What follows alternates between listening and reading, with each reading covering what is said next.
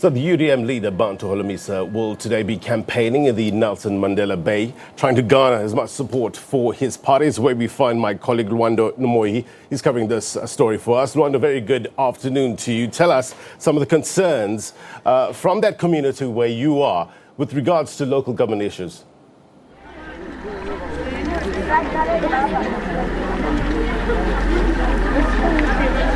Thank you very much, Blaine. Yes, indeed, in the Nelson Mandela Bay, it's election fever running high. We've got the UDM today campaigning, and they'll be obviously holding their rally tomorrow in Motherwell Sports Centre. We do understand that the UDM is currently in coalition with the DA and has 2 seats within this council. And speaking earlier on to the Deputy President has alluded that the party is aiming for 10 seats within this metro.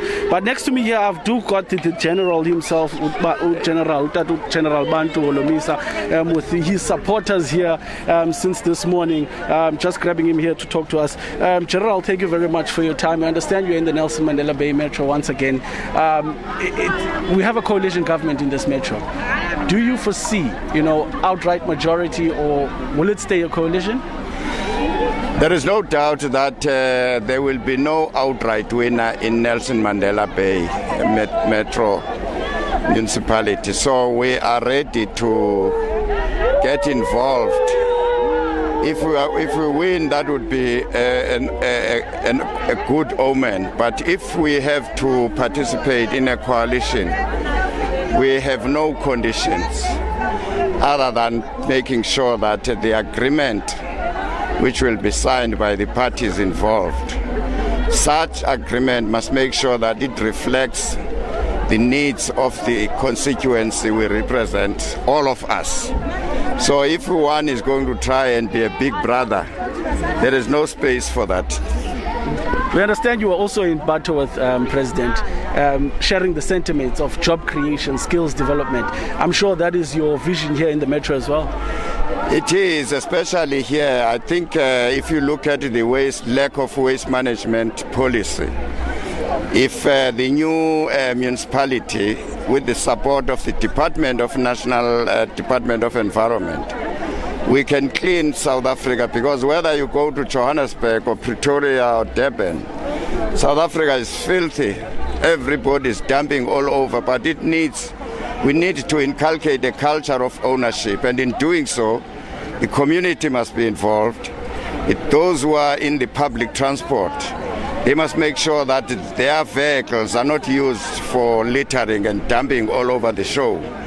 So we need a little bit of coordination. The more we apply a non-partisan approach after elections, we will be able to address this problem. But the work has been done so easily for us, for all the municipalities in this country, by the Auditor General. The Auditor General's report is not talking good about the state of our municipalities. Therefore, any municipality, we need to focus on those recommendations and findings and recommendations. And in doing so, the law enforcement agencies must also be involved to clean up this mess. And just also, General, I'm sure we've heard your reaction on the Public Protector's report on the findings of our Premier here in the Eastern Cape. What are some of the sentiments you can share to us on that? Mr. Mabuyane should have resigned long time ago, or he should have been shown the door by the President, because the President appoints these premiers, and it reflects badly on the part of Cyril Ramaphosa's campaign to say he's on an anti-corruption drive. But the way he is so slow, I don't think Mabuyane will be removed. But the bottom line is that he has to tell us why the money which was destined for a memorial service in Bizana ended up in his wife's company. That's all.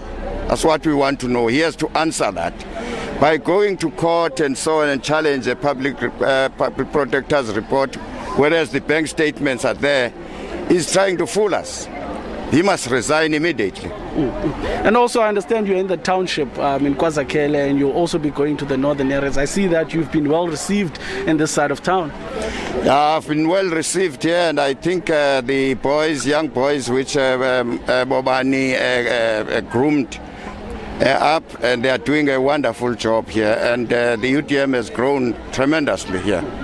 And we understand that the current deputy mayor is also a mayoral candidate in this Nelson Mandela Bay Metro.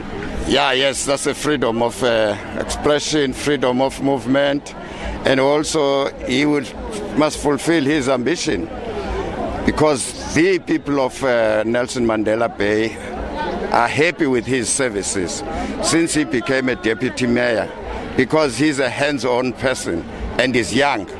Look at the people who are around us, young folks. I'm so happy with what he's doing here.